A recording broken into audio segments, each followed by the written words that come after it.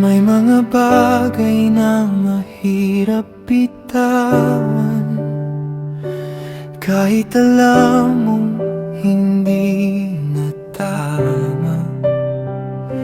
May mga pusong gustong manatili, kahit wala ng kapayapaan sa sarili. Dahil nasanay na sa presensya, sa mga alaala at mga pangako. Pero minsan ang pinakamahirap gawin ay tanggapin ang totoo. Panginoon, turuan mo ako na hindi kumapit sa maling direksyon.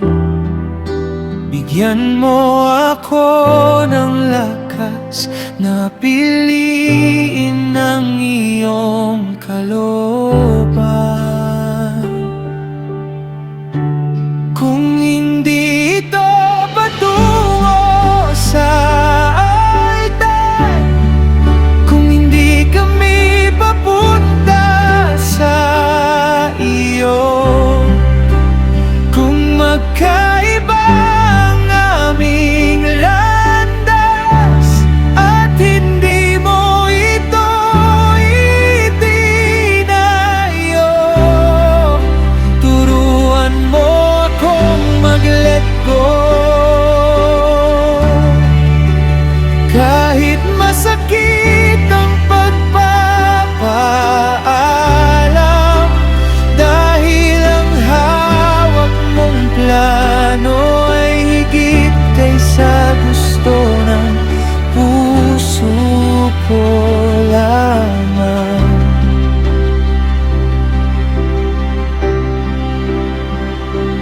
Ang pag-ibig ay hindi laro lamang, hindi lang para takasan ng kalungkutan.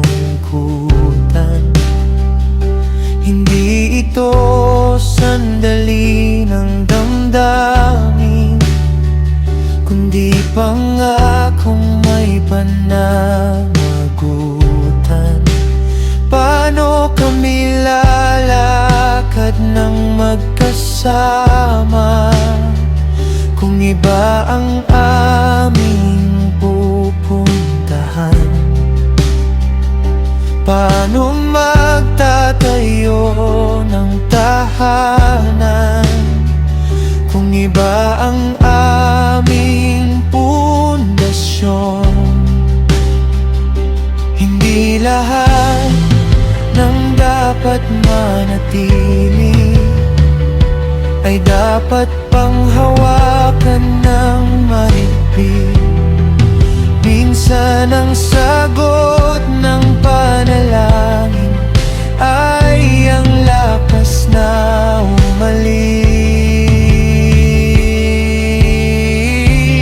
Kung hindi ito patungo sa altar, kung hindi kami papunta sa iyo, kung magkaiba ang aming landas at hindi mo ito itinayo, turuan mo akong mag-let go.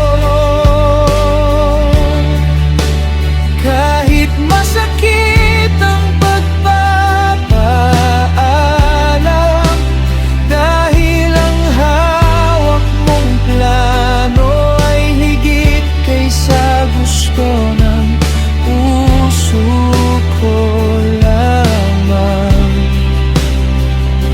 Hindi lahat ng pagkawala ay pagkatalo sa buhay. Minsan ang pagsuko ay simula ng iyong gabay.